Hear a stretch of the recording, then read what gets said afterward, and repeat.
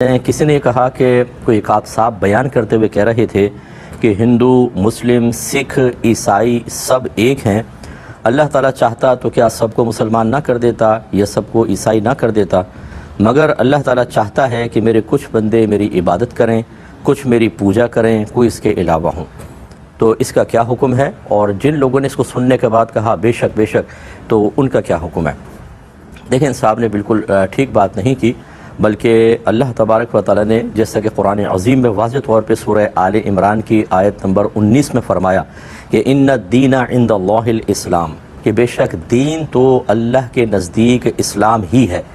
اور اسی سورہ آل عمران کی آیت نمبر 85 میں اللہ تعالیٰ نے فرمایا کہ وَمَن يَبْتَغِي غَيْرَ الْإِسْلَامِ دِينًا، جس نے اسلام کے علاوہ کسی اور دین کو تلاش کیا، یعنی اس کو اختیار کر لیا، تو فلاں یقبل منہ، تو وہ دین اس سے قبول نہ کیا جائے گا، وَهُوَ فِي الْآخِرَةِ مِنَ الْخَاسِرِينَ، اور وہ آخرت میں خسارہ اٹھانے والوں میں سے ہوگا۔ اللہ تبارک و تعالیٰ کے ماں سوا کی عبادت کرنا شرک ہوتا ہے۔ اگر کوئی اللہ کے لیے بیوی ثابت کرے، بیٹا ثابت کرے، یہ بھی شرک ہوتا ہے۔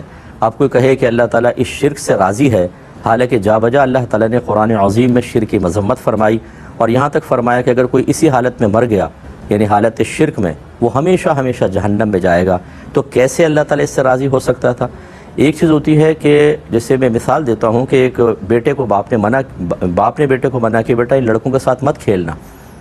کچھ عرصے بعد باپ آیا تو بیٹا انہی کے ساتھ کھیل رہا تھا، تو باپ نے یہ سوچ کر کہ ابھی میں اس کو ماروں گا، پیٹوں گا، ڈانٹوں گا، یہ ڈسہارٹ ہوگا، گلٹ فیل کرے گا، وہ دیکھ کر چلا گیا کہ گھر آئے گا تو پھر میں کروں گا۔ اب بتائیں، اس نے یہ بیٹے سے راضی ہو کر چھوڑ کر گیا ہے، یا اس نے اس لیے چشم پوشی کی ہے کہ ابھی ایک مصلحت ہے؟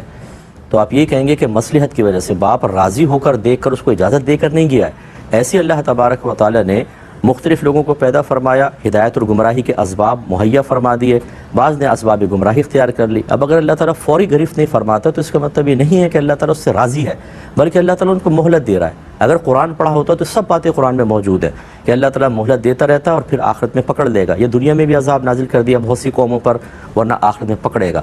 لہذا جو اس قسم کے عقائد رکھے گا وہ دائرہ اسلام سے یقیناً خارج ہے، اور جس نے اس کی تائید کرتے ہوئے، یس کہتے ہوئے بے شک کہا، وہ سب بھی دائرہ اسلام سے خارج ہو گئے۔ انہیں تجدید ایمان اور تجدید نکاح کرنا ہوگا۔ اور میں گزارش کرتا ہوں کہ دیکھیں، قرآن کے قریب آئیے، حدیث کے قریب آئیے۔ جب آپ قرآن کو پڑھتے ہیں تو اس میں آپ کے بیسکس عقائد بہت اچھے مضبوط ہوتے ہیں، اس میں نصیحت ہیں، اس میں عذاب کی وعیدیں ہیں، اس میں جنت کی ترغیبیں ہیں، اس میں احکام شرع بیان ہوئے ہیں، پچھلی قوموں کے عذابات کے واقعات ذکر کیے گئے ہیں، تو انسان صحیح ہدایت کی طرف آ جاتا ہے۔